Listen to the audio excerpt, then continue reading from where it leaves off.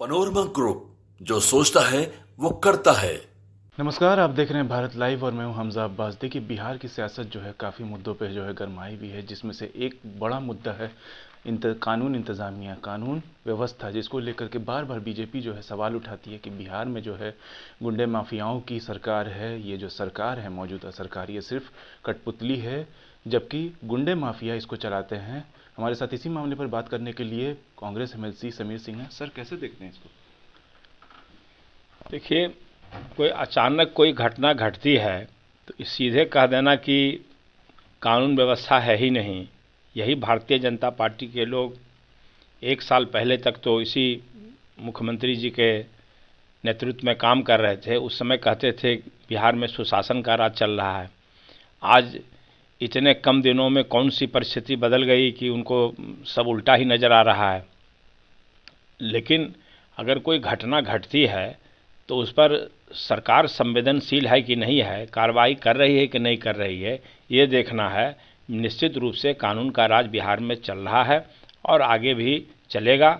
अब कोई अस्वाभाविक घटना घट जाती है तो ये अनजाने में कोई घटना घट जाती है, लेकिन उस पर निश्चित रूप से पुलिस प्रशासन को जितना भी चौकस रहने की आवश्यकता है रहना चाहिए।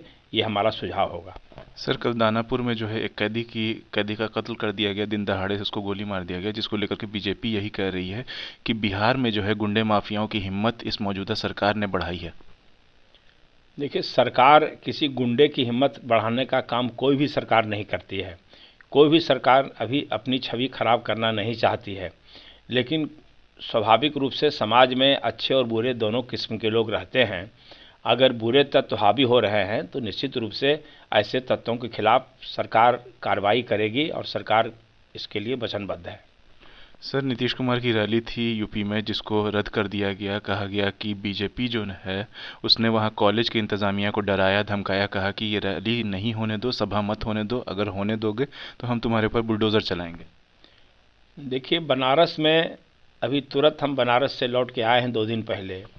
प्रधानमंत्री का निर्वाचन क्षेत्र है, तो वहाँ पर असंतोष व्याप्त हो रहा है कि प्रधानमंत्री के बारे में लोगों को था कि 2-2 बार ये यहाँ से सांसद निर्वाचित हो गए।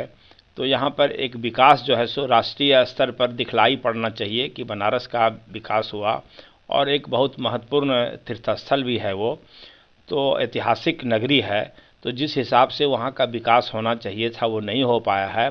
सिर्फ 1-2 सड़क चौड़ीकरण के नाम पर हज़ारों घर तोड़े ज़रूर गए हैं, लेकिन कोई विकास का नज़र नहीं आ रहा है। आज भी धूल से भरा वो शहर है, तो निश्चित रूप से असंतोष है।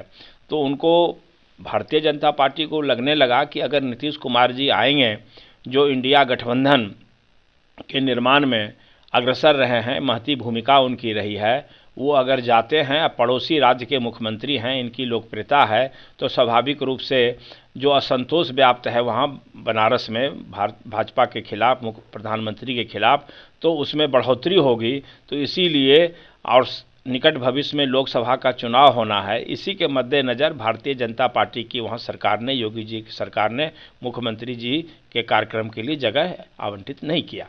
सर, बीजेपी कह रही है कि इंडिया गठबंधन की कोई ज़मीन नहीं बची है।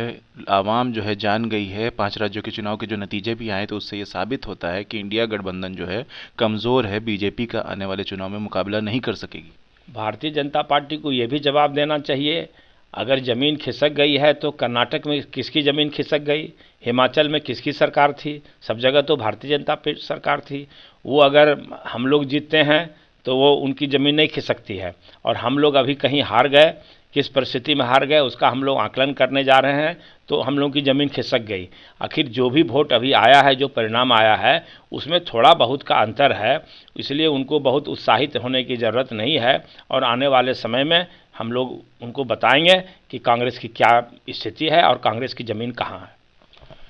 ये थे हमारे साथ कांग्रेस के एमएलसी समीर सिंह, जिन्होंने साफ साफ कहा है कि इंडिया गठबंधन जो है पूरी तरीके से मजबूत है और इसकी ज़मीन जो है पूरी बची हुई है। बीजेपी जो है वो 2 ज़बान की बात करती है, जहां वो जीतती है वहां कहती है कि गठबंधन की जो है ज़मीन नहीं है, उनकी कोई बुनियाद नहीं है, और जहां हारती है वहां कहती है कि हम लोगों ने काम नहीं किया, या ऐसे वैसे कोई बहाना दे करके टाल देती है। ऐसी तमाम अपडेट्स के लिए देखते रहिए भारत लाइव। शुक्रिया।